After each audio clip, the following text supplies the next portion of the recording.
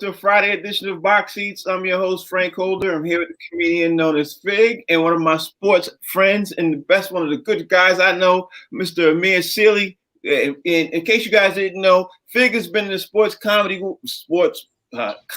Oh my God, I'm messing this up. Fig has been in the comedy world for years. That's why I'm so anxious to get into the show. That's what it is. So, I mean, Fig, you've been in the comedy world since before I was born, right? You've been way back, right? Yeah, I opened up for Miles Mabley. And of course, you know, we got to talk this sports comedy show. Kind of anxious to get into it because a lot of stuff happened. I had hardly any sleep, so I'm real tired because I just, you know, do too much. You know how you guys use so much research, upon research. I usually do a COVID report, so let me get that out of the way real fast. I found out that the NBA behind the scenes is taking certain protocols to make sure that they don't have to do an NBA bubble. You know, the NBA, as we all know, we have this conversation before, they like to be completely thorough, especially when it comes to COVID. So for them to be doing these extra protocols is telling me that they want to make sure that they don't have to do a bubble like we saw them do last year, because that was very costly and everything else. Meanwhile, they did some research and found out, like I said yesterday, 2 players, and now there's another 4 potential players in the month of April who caught COVID. They want 0 people to have COVID when they start the playoffs, which is in 2 weeks, 2-3 weeks. Now let's jump into, of course, the big NFL news. I'm gonna start with you, Vig. Yesterday on the show, Box Seats, I had a talk with you and Talent, and I said what? I said I would expect to see a surprise. My surprise, everybody got a chance to pick a surprise. I said my surprise would be Aaron Rodgers, something going to happen to Aaron Rodgers, and I think I specifically said that he's not going to be a Green Bay Packer in this upcoming season. Now, I didn't know where he was going to go and everything else. 1 hour later, Fig, news comes out, Aaron Rodgers is disgruntled with Green Bay, and he wants out. What's your thoughts when you hear about Aaron Rodgers disgruntled wants out of Green Bay? You know, you saw it coming, your Pelican brief, but I mean, we knew that Aaron Rodgers was disgruntled anyway. Aaron Rodgers was disgruntled when they picked his replacement 2 years ago and didn't get him any significant help on the offensive side of the ball. They kept, Green Bay kept drafting defensive player, and putting all the weight on Aaron Rodgers' shoulders. So we knew that he wasn't happy. The whole world knew that Aaron Rodgers wasn't happy. But for him to come out, it seemed like it was 5 minutes before the draft started. He was like, all right, now for the whole world, I'm out of here. I'm never going back to Green Bay, and I don't care what y'all do. Right. Yo, crazy. Right. And Amir, what's your thoughts when you saw about Aaron Rodgers? You know, one out literally. It seemed like it was 5 minutes before the draft. What's your thoughts when you hear about that? Well, you know, I mean, here's the odd thing about any and all of this. Aaron Rodgers obviously is going to go down as one of the greats in Green Bay history. There's no question about that. He's probably at a stage and a place in his heart of all hearts where he wants to just continue to compete.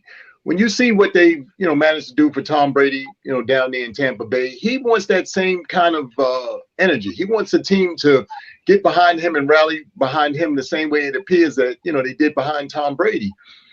When you're a competitor, you want to compete. You don't care about all those other bells and whistles. All that other stuff is fine. The biggest thing for you is night in and night out being able to go out there with the best tools possible and compete. And I think for him, this is boiling down to him just wanting to be able to compete for championships, wanting to compete for his legacy and everything else that goes along with, having been as great as he has for so long.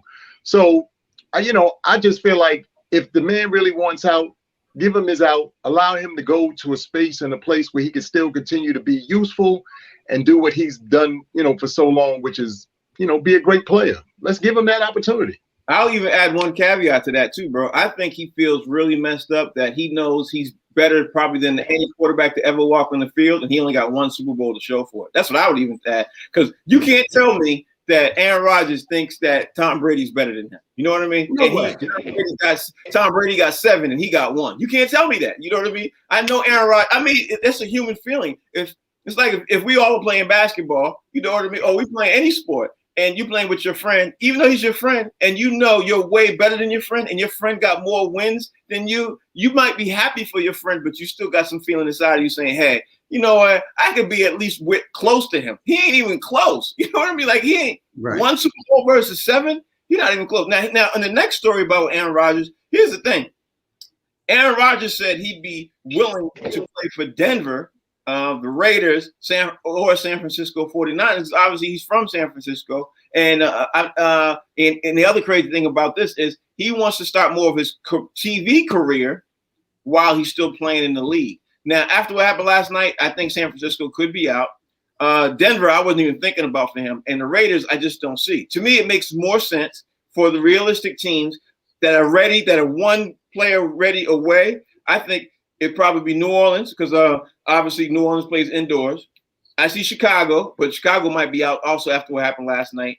And San Francisco, possibly because he wants to be there. And the Patriots. Now, of those places and everything else, when the upcoming season starts, because let's face it, Fig, Aaron Rodgers, no matter what the GM is saying, Aaron Rodgers is going to stay there. No matter what the GM is saying, Green Bay is not going to have Aaron Rodgers on their roster. You know what I mean? It's not going to happen like that. You know what I mean? So what team do you see Aaron Rodgers playing for? What uniform you see him donning? Out of all the teams that you know that's in the league, what team do you see him, jersey you see him playing for at the beginning of the season coming up? Here's the thing, but really the ironic thing about Aaron Rodgers is that we know that he's a veteran and probably top 3 quarterback in the NFL, even right now. If you count everybody else, if you count the Lamar Jacksons, Patrick Mahomes, you still got Aaron Rodgers, even at his age, top 3, definitely top 5, as far as throwing the football. So even though a team may have drafted a quarterback, they only really drafted a rookie. And if there's any way that they could make it happen, I think they would still pick up Aaron Rodgers. So I still, to this day, I would not rule out San Francisco, because that's like an automatic championship. They were just there with Jimmy. Aaron Rodgers don't miss that throw in the Super Bowl. I'm sorry. That's not what he would have made that touchdown throw. You know what I mean? That Jimmy missed at the end of the game. That could have gave San Francisco their Super Bowl. I think San Francisco is an option. I'm really not sure about the Patriots. Frank, you would know that better than me, because I don't know how much money they have, but I know Bill Belichick has been spending a lot of money in the offseason and paying really high prices for these free agents. And they just drafted a quarterback. Denver, quite possibly. My 2 top selections would be Denver and San Francisco. And I don't know why you ruled out the Raiders. I wouldn't rule the Raiders out either. Why? I would like to ask you, why do you think the Raiders is not an option? I'll answer that after. Amir, what's your thoughts? Well, to the point that you're making about, his off the field, activities and everything, including, looking for life after football. I mean, you have to start looking at these players in the same way that they look at themselves. As you guys, talk about all the time on this show, everybody is their own franchise now, technically speaking. So he's got to, find the fits and the places that allow him to also, cater to the things that he's trying to do and the stuff that he's trying to build for once all of this is over. And, quite frankly, we don't know how much longer that's going to be. So a place like the Raiders, which is Vegas, I could possibly see that again. That city is still trying to turn that city into a football city. You need somebody, you need a presence that, people can be, get on board with, somebody who people want to follow, somebody people want to, go out and see, must see TV, as Fig says all the time. And I think that, when you look at a city like that and you look at, some of these other places that we're speaking of, you have to keep that in mind. So he really is weighing his options probably based off of where can I go where I can still get the things done that I need to get done once all of this is over. Yeah, I think that now when I started looking at it, right, I started to evaluate this. Now I agree with everything you guys are saying. Can't disagree with anything. But I looked at it as of evaluating where can Aaron Rodgers go where he could win today. Like, because again, I'm thinking he's looking at what Tom Brady's doing, and I'm thinking he's saying, where can I go where I could win today? Is the Raiders that team?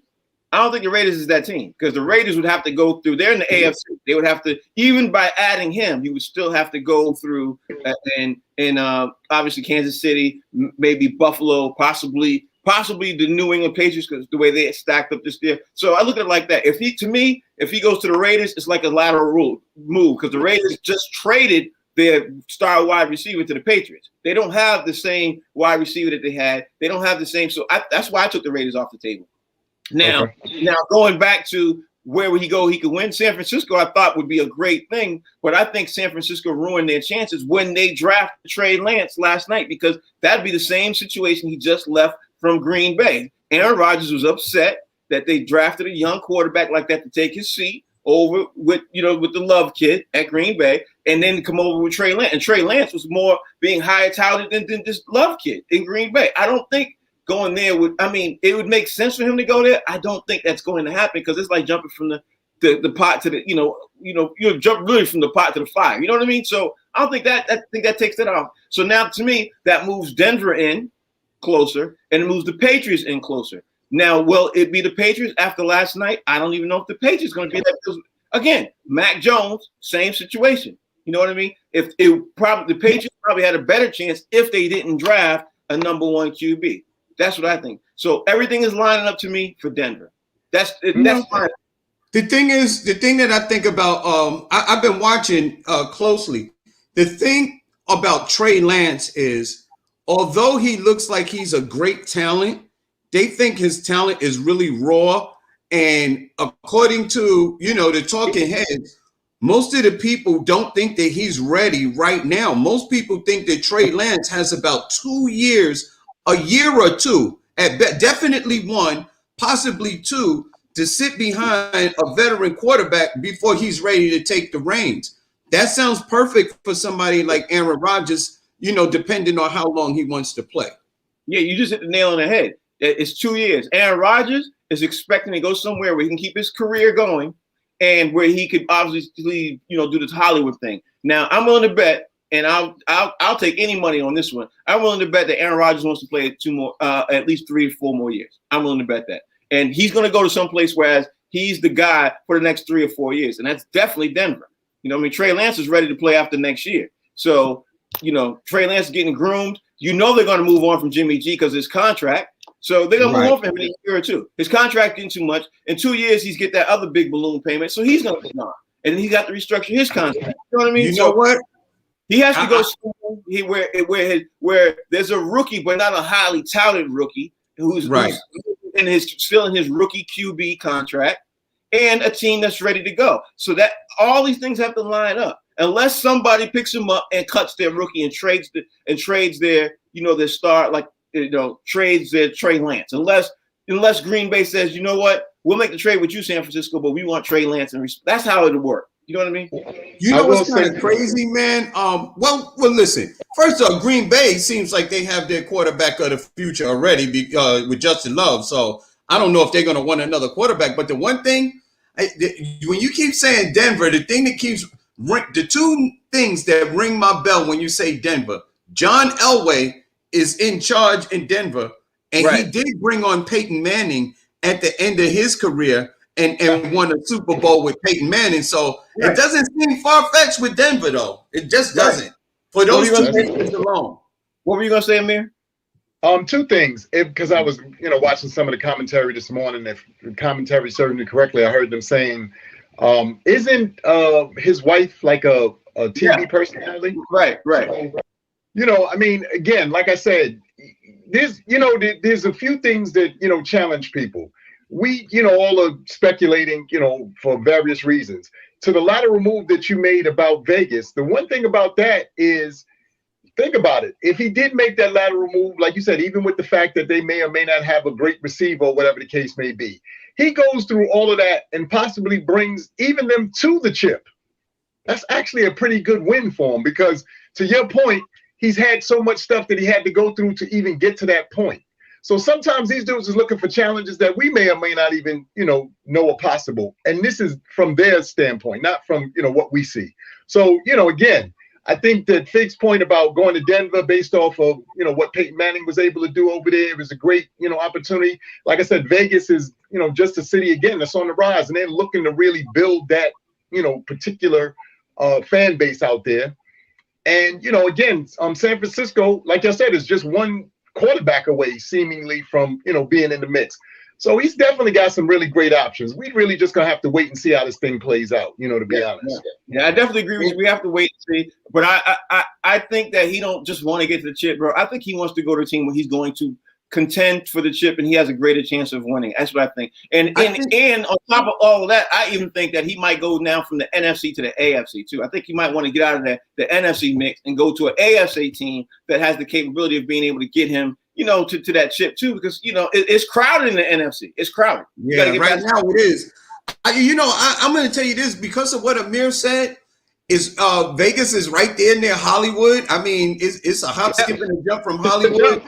The Raiders, their fandom is insane, and they're brand new in Vegas, and John Gruden and that ownership of the Raiders, they seem like they might do for Aaron Rodgers what they did for Tom Brady in Tampa. I just don't be willing to do that. I just don't see him going to the Raiders. I mean, you never know. I just don't see him going to that because that's a lateral move or even a worse move than he is with Green because he doesn't have the receivers. He has the tight end because that kid is a tight end. That guy is a beast. But he doesn't have the receiver, and he was extremely upset when he went to the NFC Championship this year because he didn't have the wide receivers. They couldn't move the ball, and you got the same coach. Unless they make some phenomenal move to get another wide receiver they just lost. I mean, again, you never know. Let's move on. All right, let's move on because at the end of the day, we talked about San Francisco. Now, I don't know about you all. I'm gonna start with you, Amir. I'm gonna ask you when San Francisco made the pick last night. We knew who one was going to pick. We knew who two was going to pick. But everybody and their mother was saying Mac Jones was going to the San Francisco 49ers. And I just thought that was one of the biggest cascades of events that started the whole night going on to the way it ended up. Were you surprised to see Trey Lance end up at the San Francisco 49ers, Amir? You know what? It's funny. So this morning I'm watching SportsCenter and just getting the feel for exactly what happened and how things transpired. And one of the things that is always fun for me, whether it's the NFL draft or it's the NBA draft, is to see these young people who, good, bad, indifferent, they put in the work. They've done their due diligence. They may or may not be the household names that most of us are accustomed to, but that's also because, to me, unfortunately, the powers that be pick certain names and they want them to be those names. But you got other players who, if you look at their stats, if you look at their body of work, they got their head down, they're getting the job done, they're effective, they're efficient, and they're making their way. What I was happily and thoroughly surprised about, because they, showed a little behind the scenes thing. I don't know if y'all saw that, where the coach from, San Francisco actually was speaking to him, and he was like, I know, coach, y'all brought me in and, you saw certain things. So I'm always thankful when, people possibly see things that the most of us don't see. Right. And I think in the case of San Francisco, that's what happened there. The coaching staff and the people and the powers that be that, work for that organization saw some things in this young man that maybe the public at large didn't see. And they're banking on those things coming to fruition and putting that young man in the best position possible to be great. And I think that that's phenomenal. So I'm excited for him. Yeah, I'm excited to see where this goes, And then at the end of the day, everybody expects to see it because the talking heads talk about something so much. We expect to see it because they talk about it, but they're not part of the teams who pick it. So you already get surprised with that. They're not part of the teams who pick it. So you go, oh, okay. But I thought, and then you realize these dudes don't really know what they talk about. Fig, what's your thoughts? Hey, the thing is that even prior to COVID, Trey Lance was thought to be the number one quarterback on the collegiate level. I mean, he was even above Trevor Lawrence. You know what I mean? They thought that he was even better than him. And, you know, when COVID hit and the opting out and the playing one game and stuff like that, you know, I guess San Francisco did their due diligence, man, and just went back and looked at some of the tape on this kid. He was an exceptional talent, and San Francisco don't do a bad job of you know, bringing their quarterbacks along and getting the best out of their players. They have a great record of that, man, and I think they saw something special in this kid. I mean, he's mobile. He may not be the most accurate right now or whatever, but I think they saw something that they could groom and bring along and turn him into possibly the best pick in the draft. You know what? I think they saw the future Kyle Kaepernick. That's Colin Kaepernick. I think they saw another Colin Kaepernick, and they already knew what they did with him. And Colin Kaepernick is the exact same body type, body mold, everything that this kid is. You know what I mean? So at the end of the day, that could be the future where they're going with 3-5 years. I would not be surprised to see San Francisco 49ers back in the Super Bowl with Trey Lance, obviously QBing them. The other surprise pick, the other big shocking thing was what the Bears did, because the Bears made a pick with the Giants, and the Bears went and jumped up and moved and landed. And I ain't gonna lie, I was upset.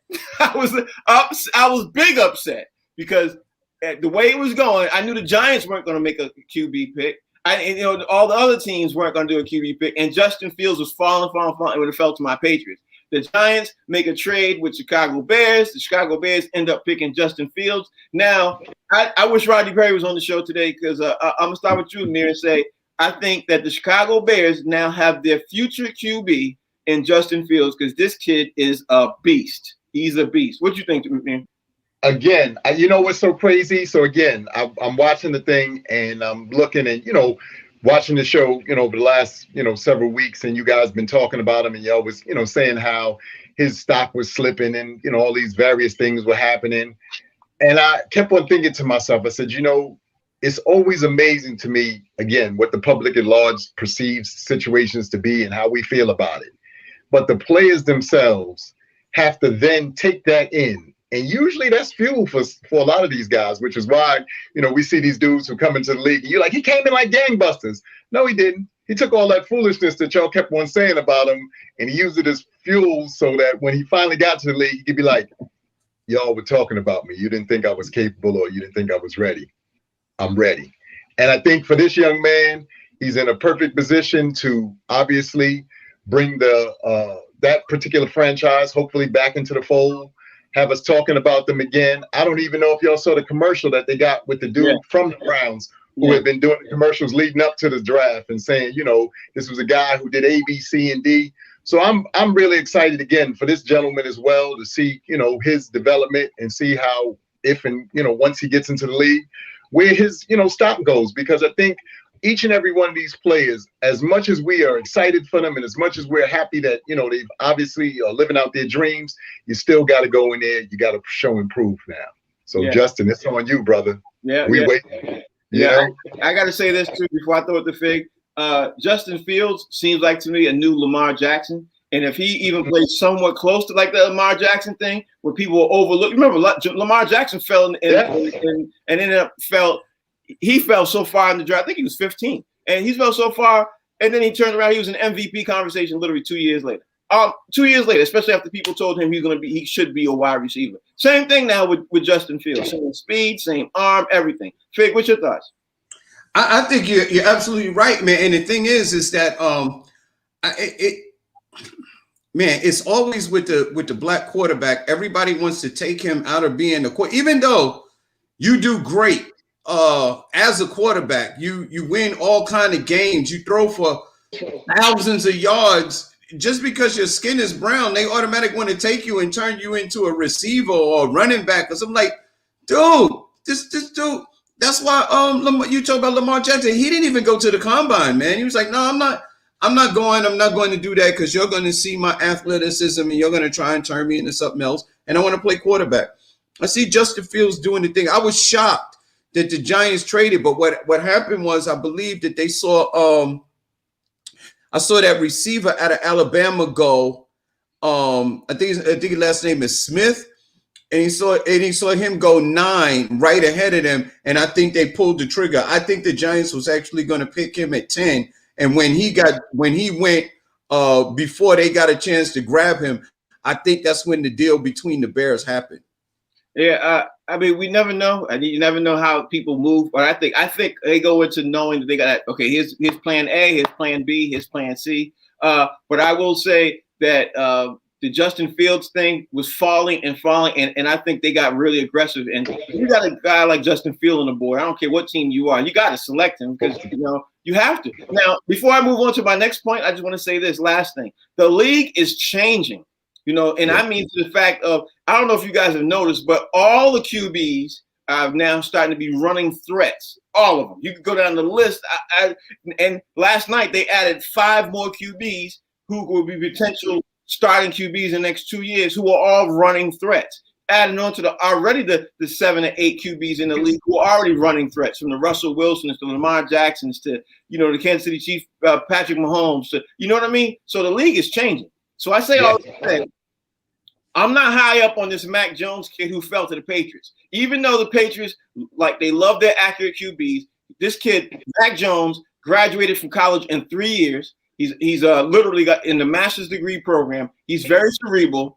He could still be the future of the Patriots. He literally still could be if he's super accurate. But I think the league is changing to a way as you need a mobile quarterback. You need to have that. So I'm not so excited with this pick. Doesn't mean he won't be great. Doesn't mean he won't be great, because he still could be. But Amir, I'm gonna start with you. Do you like the Mac Jones pick to the Patriots, even though he's not a mobile quarterback the way everything's going, or do you just think that the Patriots made a great pick according to what all the rest of these people are saying? What do you think, Amir? Well, I think, first and foremost, you make a great point. I think one of the, real tragedies about the league as it stands now, and, us as fans, the league had actually been making that transition for quite some time. The fact that it's finally caught up to it, and I mean that in this regard, to your point about all of the mobile quarterbacks that were drafted, last night and in the last 2 seasons or so. The quarterbacks of yesteryear who were in those same positions that were the prototypes for, what we see now. Again, I always say this, sports in general is a 10-year, span. So there's some kid who's 10 years, somebody's junior who's in the league right now looking to fill that person's spot. I want that guy's spot. So he's working on his game and, doing everything he needs to do. And I think what we're seeing is a product, the product of that, which is these kids who, have come up, like you said, trying to, want to be the Colin Kaepernicks or the Russell Wilsons and all that stuff. So in watching these guys and watching how they play the game, they're patterning themselves after those gentlemen. Right. In turn, making sure that kind of energy continues as far as the league is concerned. Now, as far as your, Patriots, I think that you're always going to have some organizations that unfortunately fall under the old guard, where they just still want a specific prototype as far as the quarterback is concerned.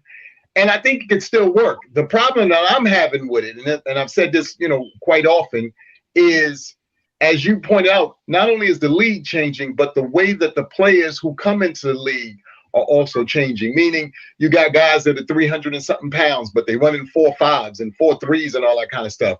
So if you don't have somebody who can move and all he does is sit back there in the pocket, then he's a sitting target. So you gotta, kind of hopefully, move your game forward and upgrade it so that now you can, compete, because the defense is definitely, like I said, putting those players into play. So what do you want to do? You want to leave your quarterback, back there to, just be a sitting target, or you want to put him in a position to be able to at least move and put himself in a position to still be effective? Right. That's a question that, you got to really ask the defense, the head coaches who are, now, controlling the game. So that's a big point. It's funny you said that, Amir, because at the end of the day, I heard about 3 linebackers last night who ran a 4.4. You know what I mean? I'd never heard of any linebackers running a 4.4. Now, if they start running down 4.4s, these boys going to start running 4.4s and 4.3s. The QB will have literally 2 seconds to throw the ball or run.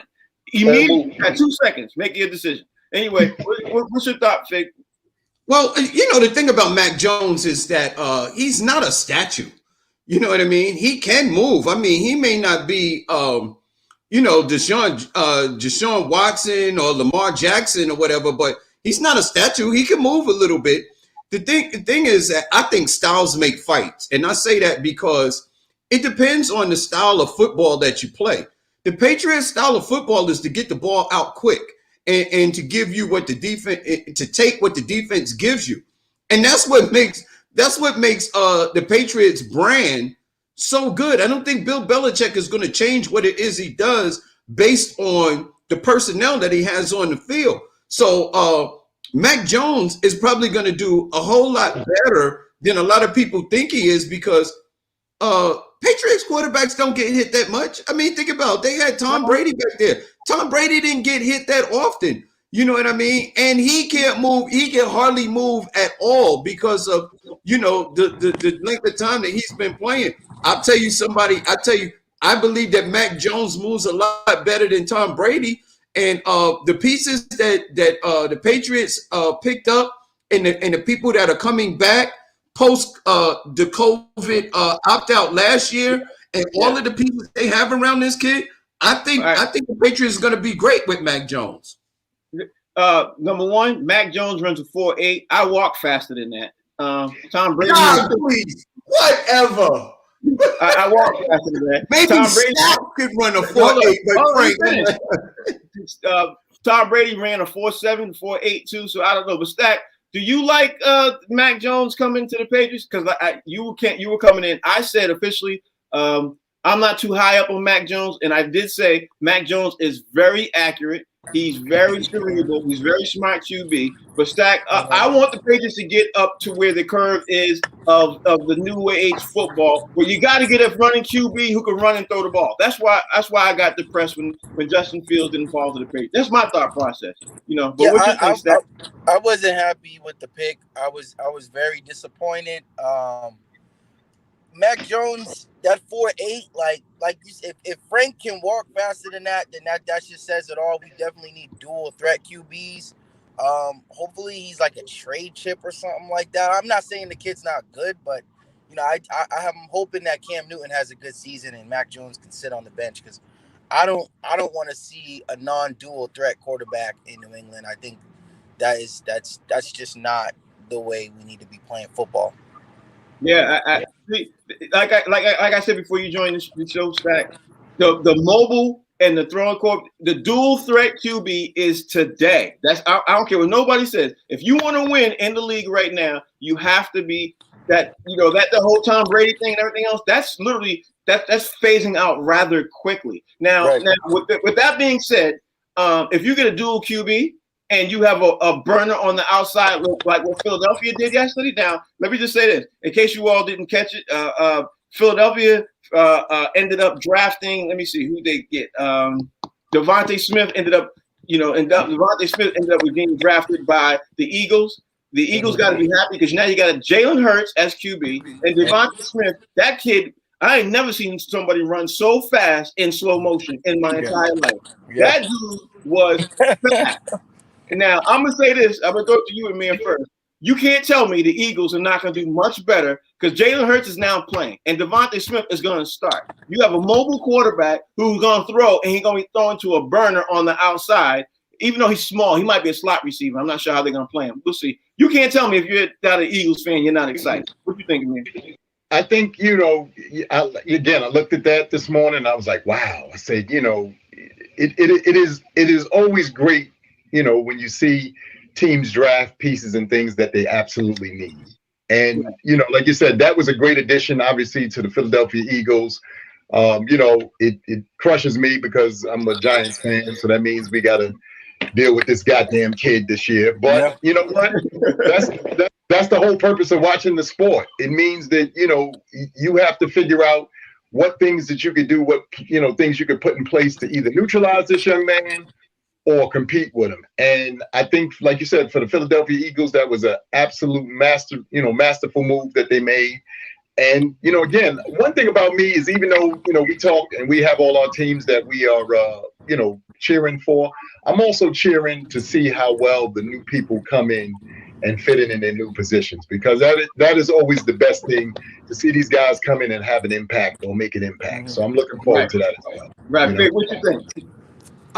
You know, that's the Devontae Smith was the one I think the Giants was going to pick, and the Eagles took him first, and I think that's what made the Giants do that trade with Chicago and fall back to number 20. But the kid that the Giants picked up ain't no slouch. I think this kid is a beast. I think he's being overlooked, and he's a receiver, and I think he's also extremely athletic. You know what I mean? This is an athletic kid, and I think he's going to do very well. And I'm be willing to bet you and Stacks that the Patriots would be just fine with Mac Jones. They will be just fine, but I don't think he's the quarterback of the future. That's all. Right. Yeah. What I'm saying too is he's not a Super Bowl winning QB in the next 5 years. He's not that dude. Why? Because he don't run? Bro, the league now is changing. The linebackers on the outside. The linebackers on the outside are super fast now. For you to be able to win with a quarterback who stands in the pocket is going to be almost obsolete very, very, very soon. But before let me let somebody else answer the question we were talking about. Go ahead, Amir. Stack. What's your thought about what the question was? Philly? Yeah. I think it's good to have that burner on the outside. I believe in Jalen Hurts, but I'm not 100% sold if he's going to be able to make all the throws. When you talk about guys that can throw on the run, I don't know if that's really Jalen Hurts. It seems like he kind of has to set himself when he throws the ball. Mm-hmm. So it remains to be seen. I hope Jalen can take advantage of having the speedy receiver, but I don't have as much faith as some of you guys may. And also, Fig, I was just gonna say, man, we're gonna be okay regardless, because we got Cam Newton, former MVP, dual threat quarterback, as QB1 right now. But Mac Jones, bro, he's gonna have to win us over. I haven't seen any leadership, characteristics on display. I haven't seen him, with his back up against the wall yet. I don't know why we giving him the nod just because he played for Alabama. Yeah, I listen. I'm not. So there's a lot of people who are probably not either. But you know how it is, Stack. People up in New England, man, they're gonna follow. Who's the last good quarterback to come out of Alabama anyway? Jalen Hurts? Tua? Yeah. So let me move on to the next question. Next thing is last night the Jets made a move. They picked up Zach Wilson. The Jets have 7 more picks in this NFL draft. Now I'm going to ask you guys, I'm going to start with you, Amir. Do you think the Jets are going to go for Deshaun Watson? Because as I was saying yesterday before the draft, I would not be surprised if the Jets came under the whole thing, because the Jets have a whole new management. They got a whole new system, way of thinking, everything else. They still got 7 more picks. And as we all know, the Deshaun Watson draft stock is shrinking. I would not be surprised if Deshaun Watson lands on the Jets in this move right now. What do you think about Deshaun Watson right now, and what do you think the Jets are going to do for the rest of the man? What you think? Wow, that's a tough one. First of all, that young man that got drafted last night, kudos to him, and we're happy that he's part of the NFL now. Deshaun Watson obviously coming to the Jets would just give us that boost. New York, we one of them. We that city that we always love to be braggadocious. We love to have somebody who we can point to and go, that's the guy, and so forth and so on. So I would still love to see Deshaun Watson come here. To a point that Fig made earlier about some of the other QBs and some of the other moves that have been made with the draft thus far. This is the young man who did get drafted. There's a learning curve, and sometimes you have to pay your due diligence, maybe sit behind somebody who has a little more experience if you're in that position, so that this way, when you come into the game or when you have the opportunity to step into the game, it's not as scary to you. Mm-hmm. Sometimes when you get thrown right in there, that can mess a guy up because he's not prepared. You're not, in real time, it looks way different from what you see on TV. But with all those things having been said, and with 7 more, draft picks, I just hope that, the Jets continue to, do what they can to make this team as solid as it could possibly be. I'm sick and tired of every year we do like everybody else. We almost, that ain't it. That ain't it. I'm just sick and tired of it. So let's hope that with the rest of the picks, they give this team the ultimate opportunity to be ready for the upcoming season, and we can finally put the excuses to bed, and we can have a great finished product to put out there to the world. All right, Fig, I'm gonna throw it to you because to me the Jets made a lateral move by getting Zach Wilson. Zach Wilson is not better than Sam Darnold. There's no way, shape, how. So I think that things they're doing right now behind the scenes, they're lining up to try to get a Deshaun Watson or some other pro to come in. Hell, it could be Aaron Rodgers. Who knows? Because they got a lot of picks to offer to anybody. Again, they got 7 more picks in this round. They got 11, maybe 15 more picks in the next 2 years. I wouldn't be surprised of what they're getting ready to do. They're building out their defense. I'm just not going to be surprised. But whatever the Jets do, what you think, Fig? I hate to, I'm more for a bird in the hand. I like, Sam Darnold. I wouldn't have traded him. I would have saved my picks and I would have built around him. I don't think that Zach Wilson is that much better than Sam Darnold, but we'll have to wait and see. Every new management team wants their own guy, so maybe that was part of it. And for them to get Aaron Rodgers or even Deshaun Watson, what will they have to give up? And will they be able to fortify their team, giving up all those pieces just for another quarterback to run for his damn life? We saw what a quarterback looks like, a great quarterback looks like without a little help. We saw Patrick Mahomes without an offensive line in the Super Bowl, and he was literally running for his life, and he couldn't do anything because he didn't have the pieces around him. You need an offensive line in order to be able to win in this league. And if the Jets give up all their picks, I don't think they're going to have a decent enough line to be able to help any quarterback. Okay. All right. Stack, what's your thoughts on this, bro? Deshaun Watson on the Jets would be a nice headline. I think they could use the leadership and some of that playmaking ability. They do got some talent around him. I don't have a problem with that. I think that'd be a good move. I think he's much better than Sam Darnold. So, and I'm not even knocking Darnold, but Deshaun Watson's on another level. Right. Listen, Deshaun Watson would bring, I think, a whole lot of camaraderie to the team, and I think he'd be one of those big missing pieces that he could basically add to all those guys in the locker room. But we have to remember, their new head coach is defensive orientated type of guy. He was a defensive coordinator with San Francisco. He's now the head coach, and I think he's going to bring in a whole different type of, like a Buddy. What's Buddy's last name? Buddy Ryan. Buddy Ryan.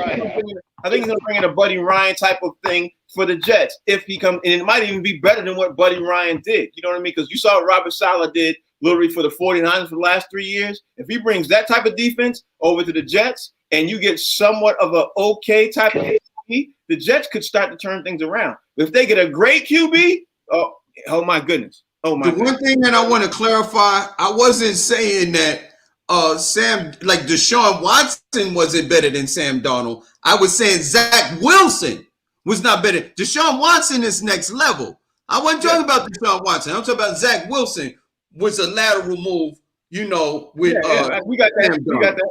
Yeah, we got that. We wasn't tripping. We weren't tripping.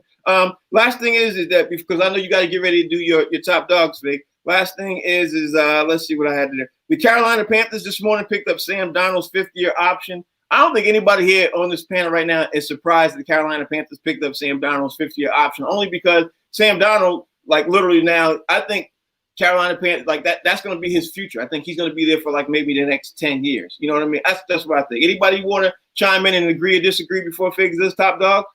No, the only thing I'm going to say is, go ahead, Amir. No, I was going to say that sounds about right. I mean, again, he moved to a situation that, at this particular time is probably going to be a little bit better for him, a little less pressure. The one thing about, also playing in New York, just like playing in Boston and, certain other cities, there's a lot of pressure on you. And if you're not necessarily built for that kind of pressure or, you're not that kind of person, that could be a lot. So maybe being down in Carolina where things are a little slower and, the pressure is not as great. he should flourish. I don't think that is going to be a bad thing. I think it's going to be a good look for him. Yeah, yes. I agree. I agree. Go Sam Darnold, he did show some splashes in his rookie year. So, like, I wonder if he can rekindle some of that, especially having a playmaker like McCaffrey on the team and just being in a new environment. I think it's good for the Panthers and for Sam Darnold. Bro, if you have an offensive line and you're Sam Darnold, you will do better. There's no doubt about it. He did not have an offensive line the entire time he was at New York Jets. He did not. And one time he even saw a ghost. His offensive line was so bad. But we won't even go there. Fig, you ready for the top dogs? Yeah, but let me do the top dogs. I'm gonna just tell y'all, Sam Darnold had 3 different head coaches his 3 years in New York. I think he's gonna shock the NFL this year in Carolina. Okay. Because I think he's way better than people think he is. When you say shock, you mean are they going to the Super Bowl? Or are they going to win the division? No, they're going to make the playoffs and they're going to make a lot of noise. They're going to scare a lot of teams. Okay. I don't know about that part yet, but I don't know about that. But go ahead, Pig. Come on. He'll do way better than he did on the Jets. I'll tell you that. 5 top dogs of the week. I got a doozy for you this week. I had to throw in my man from the MMA, Kamaru Usman, the Nigerian Nightmare, winning the UFC welterweight title last Saturday night, knocking out Jorge Masvidal in the 102 point in the second round of the main event. That boy Kamaru Usman is a beast and a dog. Let's give it up for my man, Mr. Usman, doing the thing. Number 2 on my list, I got my boy, the babyface assassin himself, Mr. Steph Curry, dropping 37.7 rebounds, 4 assists, breaking all kind of records this year. The Golden State Warriors over the Sacramento Kings, 117-113. Giving it to my boy, number 3, on his second game back off a 2 months injury, Mr. Kevin Durant, dropping 33 points, 6 rebounds, 4 assists in his second game back off injury. The Nets over the Suns, 128-119. That boy was in his bag. Number 4 on my list. Hold up, y'all. Number 4 on my list. I got my man Chris Paul doing the damn thing. The floor general, 28 points, 3 rebounds, 10 assists, leading the Suns over the Clippers, 109-101. The Suns are in the second place of the NBA in the Western Conference Finals.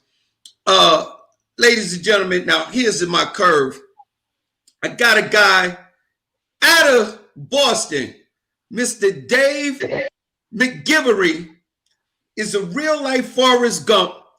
Started out as the smallest kid on the playground, 5.3 inches. He started out by running across the country, coast to coast, 50 miles a day, just for charity, a Jimmy Fund to fight cancer.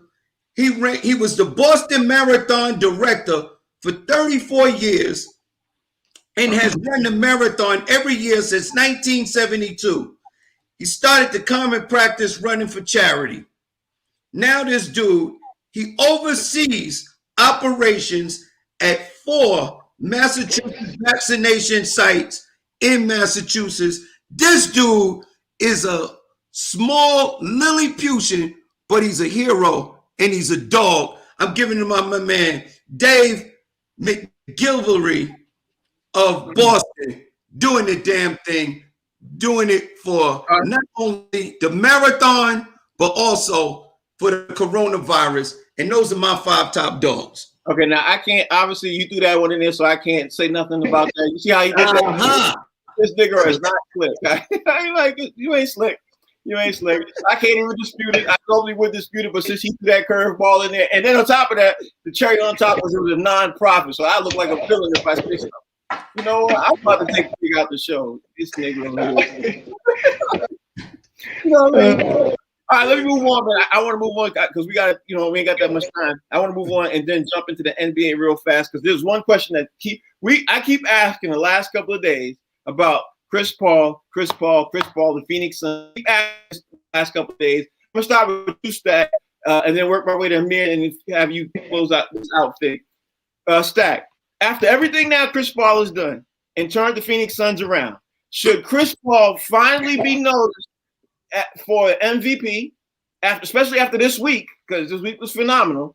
Now they are number 2 in the league. Should he be known somewhat as an MVP? Because if they keep winning, he's got to be in the MVP conversation, right? Correct me if I'm wrong.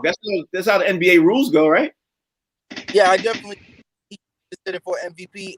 Also, just looking at what he's done when he went to OKC, now what he did in Houston, it just, even no matter how much older he gets, every team he goes to, they're trash when he gets there, and then they're treasure while he's there. So, and then taking the Suns, specifically the Suns, to the number 2 spot. I mean, they were promising in the bubble. They did go undefeated in the bubble, but he's really stabilized that entire squad, through injuries and everything. You can't honestly be talking about most valuable player and not mention Chris Paul's name.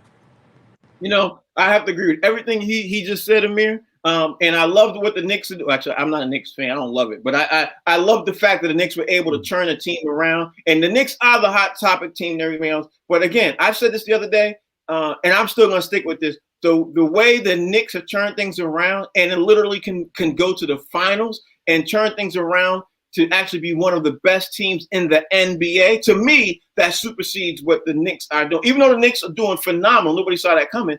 Chris Paul was the one addition that comes to the team and turns the entire team around, and nobody's talking about that except this dude should be in the MVP conversation, and they should create some kind of award because they don't have this award. But they should create some kind of award for a player who's gone to 3 separate teams and made 3 separate teams title contenders those 3 years. For 3 separate teams.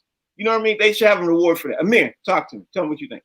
I think you're absolutely right, Frank. The one, beautiful thing about Chris Paul is he's one of those players who annoys the hell out of you, but you gotta love him.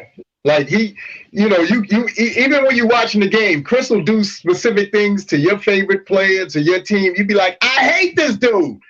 But I gotta love him and respect him because he brings that kind of energy. He brings that kind of leadership, as Stack alluded to, and as you alluded to, 3 separate organizations to be able to raise their level of play and apparently bring the team together some sort of magical way.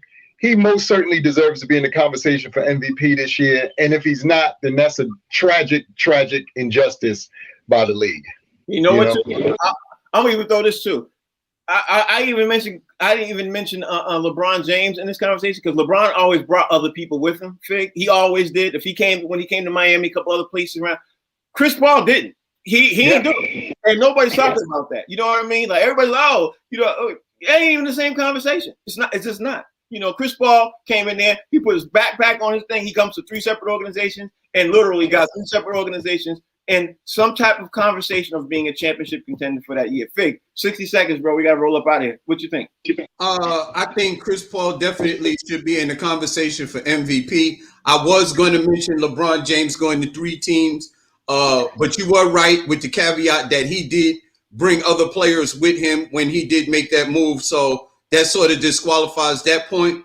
And last but not least, maybe Julius Randle is not the MVP over Chris Paul, but I bet you one thing, Tom Thibodeau should be up for Coach of the Year. I don't care what nobody says because that organization was hardly nothing before Tom Thibodeau got there. He took the exact same team into the 4th place in the East, but I'll give it up for Chris Paul. Yeah. We're talking about Chris Paul right now. I just think at the end of the day, I think we all overlooking, including the media, we all overlooking the magic of what Chris Paul has done and continue to do in the league. And the sad thing is this brother has never won an NBA title. But we got to get ready to roll up out of here. Stack, I'm going to start with you, bro. Tell everybody out there how they can follow you so we can roll up out of here. It's Friday. Y'all can catch me on Instagram or Twitter at Stackinova. And also, y'all can catch me celebrating my birthday tonight in ATL. I'm going to be getting Lou Williams hot lemon pepper wings tonight. Happy birthday, my brother. How old are you? How old are you turning? 20? 34. I'm 34 today. Happy birthday. Salute, birthday, brother. Salute you, brother. Salute you, brother. Man, tell everybody out there how they can follow you, bro. Y'all can follow me on Instagram right there at A-Rock Sealy. I'm on tonight, 6:30 with my other partner in crime and y'all other partner in crime talent doing our race debaters. And you can follow me on Facebook at Amir Sealy. I'm here. I'm easy to find. I thank you, gentlemen, again for always having me on the show. Salute. Thank you, brother. Thank you for joining the show and always being the guy I can call when of course, certain people like Rodney Perry and talent can't join the show, man. I appreciate you being a fallback guy, bro. I really love that, man. Fig, tell everybody out there how they can follow you.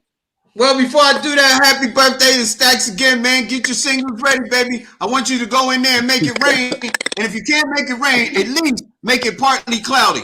You can follow your boy Acting Media Fig on all social media platforms Monday through Friday. And the box seats, 1 to 2 p.m., baby. It's the best damn sports show on TV. You can ask your mom. Y'all know the name of the show. Y'all know this channel is the Humor Mill. Of course, we do what we do every Monday through Friday from 1 to 2. Thank you all for, of course, watching the show. I need to thank the guests who aren't here. Talent, he'll be back Monday. Rodney Perry will be back. Thank you, Stack, for joining the show. I know you juggling a lot of things. I appreciate that. Thank you for Amir too for joining the show. Thanks to Faith. You all continue to watch the show. Have a great and safe weekend. The weather is breaking out everywhere. Y'all really need to be safe.